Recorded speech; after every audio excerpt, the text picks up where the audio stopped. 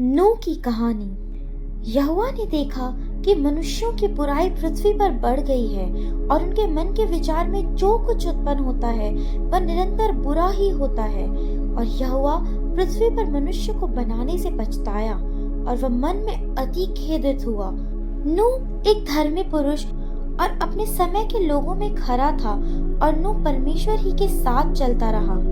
तब परमेश्वर ने नूह से कहा, सब प्राणियों के अंत करने का प्रश्न मेरे सामने आ गया है, क्योंकि उनके कारण पृथ्वी उपद्रव से भर गई है। इसलिए मैं उनको पृथ्वी समेत नष्ट कर डालूंगा। इसलिए तो गोपेर वृक्ष की लकड़ी से एक जहाज बना ली। और सुन, मैं आप पृथ्वी पर जल प्रलय करके सब प्राणियों को जिनमें जीवन का प्राण है आकाश के नीचे से नष्ट करने पर हूँ, और सब जो पृथ्वी पर है मर जाएंगे। परंतु तेरे संग में वाचा बांधता हूँ, इसलिए तू अपने पुत्रों, स्त्री और बहुओं समेत जहाज में प्रवेश करना।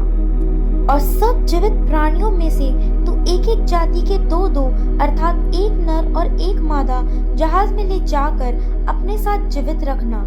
एक एक जाति के पक्षी और एक एक जाति के पशु और एक एक जाति के भूमि पर रेंगने वाले सब में से दो तेरे पास आएंगे कि तू उनको जीवित रखे।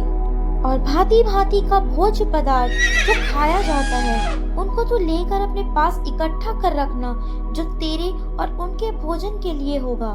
परमेश्वर की इस आज्ञा के अनुसार नूह ने किया। नूह की आयु 600 वर्ष की थी जब जल प्रलय पृथ्वी पर आया। नूह अपने पुत्रों, पत्नी और बहुओं समेत जल प्रलय से बचने के लिए जहाज में गया। शुद्ध और अशुद्ध दोनों प्रकार के पशुओं में से, पक्षियों और भूमि पर रेंगने वाले जंतुओं में से भी दो अर्थात नर और मादा जहाज में नूह के पास गए, जिस नूह को आज्ञा दी थी। 7 दिन के उपरांत प्रलय का जल पृथ्वी पर आने लगा। तब यहोवा ने जहाज का द्वार बंद कर दिया। पृथ्वी पर 40 दिन तक जल प्रलय होता रहा और पानी बहुत बढ़ता ही रहा, जिससे जहाज ऊपर को उठने लगा और वह पृथ्वी पर से ऊंचा उठ गया। जल बढ़ते बढ़ते पृथ्वी पर बहुत ही बढ़ गया और जहाज जल के ऊपर तैरता रहा। जल पृथ्वी पर अत्यंत बढ़ गया, यहाँ तक कि सारी धरती पर जितने बड़े बड़े पहाड़ थे सब डूब गए। और क्या पक्षी, क्या घरेलू पशु, क्या बनेले पशु और पृथ्वी पर सब चलने वाले प्राणी और जितने जीव जंतु पृथ्वी में बहुतायत से भर गए थे, वे सब मनुष्य मर गए। केवल नूह और जितने उसके संग जहाज में थे वे ही बच गए। और जल पृथ्वी पर 150 दिन तक प्रबल रहा। फिर परमेश्वर ने पृथ्वी पर पवन बहाई और जल घटने लगा और गहरे समुद्र के सोते और आकाश के झरोखे बंद हो गए और उससे जो वर्षा होती थी वह भी रुक गई। और 150 दिन के पश्चात जल पृथ्वी पर से लगातार घटने लगा और जहाज अरारात नामक पहाड़ पर टिक गया। फिर ऐसा हुआ कि 40 दिन के बीतने पर नूह ने अपने बनाए हुए जहाज की एक खिड़की को खोलकर एक कौवा उड़ा दिया। जब तक जल पृथ्वी पर से सूख न गया तब तक कौवा इधर उधर फिरता रहा। फिर उसने अपने पास से एक कबूतरी को भी उड़ा दिया कि देखे कि जल भूमि पर से घट गया कि नहीं। उस कबूतरी को अपने पैर टेकने के लिए कोई आधार ना मिला तो वह उसके पास जहाज में लौट आई। तब उसने हाथ बढ़ाकर उसे अपने पास जहाज में ले लिया।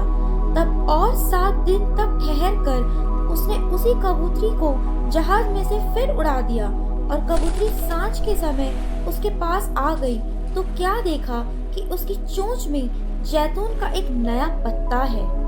इससे नूह ने जान लिया कि जल पृथ्वी पर घट गया है। फिर उसने 7 दिन और ठहर कर उसी कबूतरी को उड़ा दिया और वह उसके पास फिर कभी लौट कर नहीं आई। जब नूह ने जहाज की छत को खोल कर देखा तो क्या देखा कि धरती सूख गई है और दूसरे महीने के 27वें दिन को पृथ्वी पूरी रीति से सूख गई। तब परमेश्वर ने नूह से कहा, अपने पुत्रों, पत्नी और बहुओं समेत जहाज में से निकल आ और उन सब को जो तेरे संग हैं अपने साथ निकाल ले आ, कि पृथ्वी पर उनसे बहुत बच्चे उत्पन्न हो और वे फूले फले और पृथ्वी पर फैल जाएं। तब नूह और उसके पुत्र और उसकी पत्नी और बहुएं निकल आई और सब चौपाए, रेंगने वाले जंतु और पक्षी और जितने जीव जंतु पृथ्वी पर चलते फिरते हैं, सब जाति जाति करके जहाज में से निकल आए। तब नूह ने यहोवा के लिए एक वेदी बनाई और सब शुद्ध पशुओं और सब शुद्ध पक्षियों में से कुछ कुछ लेकर वेदी पर होम बलि चढ़ाया। इस पर यहोवा ने सुखदायक सुगंध पाकर सोचा, मनुष्य के कारण मैं फिर कभी भूमि को शाप न दूंगा। यद्यपि मनुष्य के मन में बचपन से जो कुछ उत्पन्न होता है वह बुरा ही होता है, तो अभी जैसा मैंने सब जीवों को अब मारा है वैसा उनको फिर कभी न मारूंगा। अब से जब तक पृथ्वी बनी रहेगी तब तक बोने और काटने के समय, ठंड और तपन, धूप काल और शीतकाल, दिन और रात निरंतर होते चले जाएंगे। फिर परमेश्वर ने नूह के साथ वाचा बांधा और कहा, मैं तुम्हारे साथ अपनी यह वाचा बांधता हूँ कि सब प्राणी फिर जल प्रलय से नष्ट न होंगे और पृथ्वी का नाश करने के लिए फिर जल प्रलय न होगा।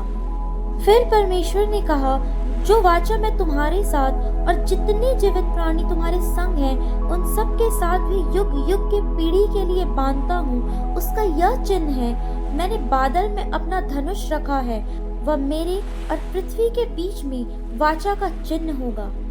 और जब मैं पृथ्वी पर बादल फैलाऊं तब बादल में धनुष दिखाई देगा। तब मेरी जो वाचा तुम्हारे और सब जीवित शरीरधारी प्राणियों के साथ बंधी है उसको मैं स्मरण करूंगा। तब ऐसा जल प्रलय फिर न होगा जिससे सब प्राणियों का विनाश हो। और परमेश्वर ने उन सबको आशीष दी और उनसे कहा, फूलो फलो और बढ़ो और पृथ्वी में भर जाओ।